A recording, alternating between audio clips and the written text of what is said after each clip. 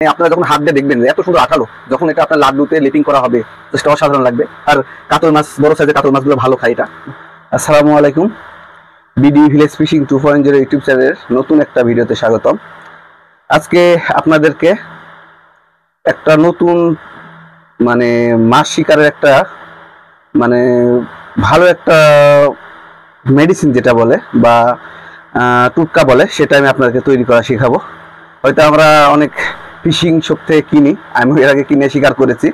তো এটা অনেক ইজি, এবং আপনি যখন এটা তৈরি করবেন সেটা আপনার 100-এ 100 হবে। হ্যাঁ, তো সেটার জন্য আপনাদেরকে এই পুরো ভিডিওটা দেখতে হবে। আর যারা আমার চ্যানেলটা দেখতেছেন অবশ্যই আমার চ্যানেলটা সাবস্ক্রাইব করবেন, লাইক কমেন্ট করবেন, আর কমেন্টে জানাবেন কে কোথায় থেকে আমার এই ভিডিওটি দেখতেছেন। তো প্রথম বিষয়টা হলো মাছ, আমি যে জিনিসটা তৈরি করব সেটা হলো পনির ক্রিম পচা, মিষ্টি পনির ক্রিম পচাটা আমি তৈরি করব। তো এটার জন্য আমি যেই জিনিস খুব বেশি কিছু লাগবে না, এই যে যেটা দেখতে পাচ্ছেন, হ্যাঁ দেখতে পাচ্ছে, তো একটু সামনে নিয়ে আসো, দেখো। তো দেখতে পাচ্ছেন এটা হলো আপনার ছানা, মিষ্টির ছানা, ঠিক আছে, দুধের ছানা। এটা এই ছানাটা আমি মিষ্টি পনিরের ক্ষেত্রে, মিষ্টি পনির করার ক্ষেত্রে আপনাকে এই কাজটা করতে হবে কি, এটা আপনার যখন নিয়ে আসার পর একটা সুতির কাপড়ে সুন্দর করে রাখতে হবে, এবং প্রায় 15-20 ঘন্টা রাখলে দেখা যাচ্ছে এখান থেকে পানিটা ঝরে একটা সুন্দর এরকম শুকনো হয়ে যাবে, ঠিক আছে। আর এটার পর আপনার লাগবে চিনি। আমি যেহেতু 500 গ্রামের মতো এইটা তৈরি করব ক্রিম পনিরটা, তার জন্য আমি চিনি নিয়েছি 60-70 গ্রাম বা 60-70 গ্রাম এরকম হয়তো হবে। তো এরকম হলে হবে, বেশি হলে সমস্যা নাই।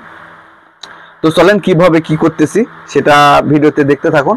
ছোট এতে যারা একটু সমস্যা হবে ওই জন্য বিধায় আমি বড়টা নিয়েছি, হ্যাঁ বড় জারটা নিয়েছি। এবারে সব একবারে আমি মিক্স করতে পারবো।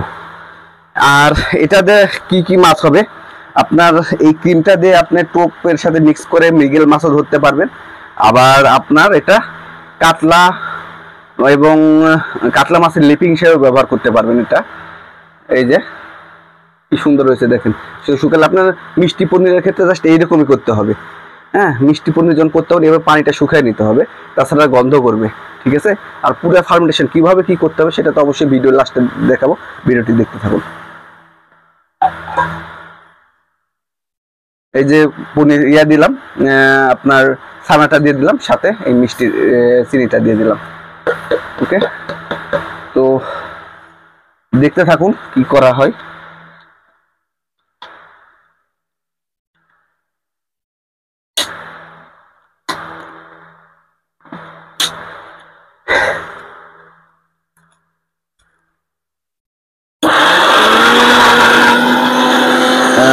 এটা আমাদের ব্লিন্ড করা হয়ে গেছে, দেখেন কত সুন্দর ব্লিন্ড হয়েছে, মিহিভাবে ব্লিন্ড হয়েছে, ক্রিমি, অন্য কোনো নাই। যে এই যে দেখেন কি সুন্দর ক্রিম হয়েছে, জাস্ট অসাধারণ।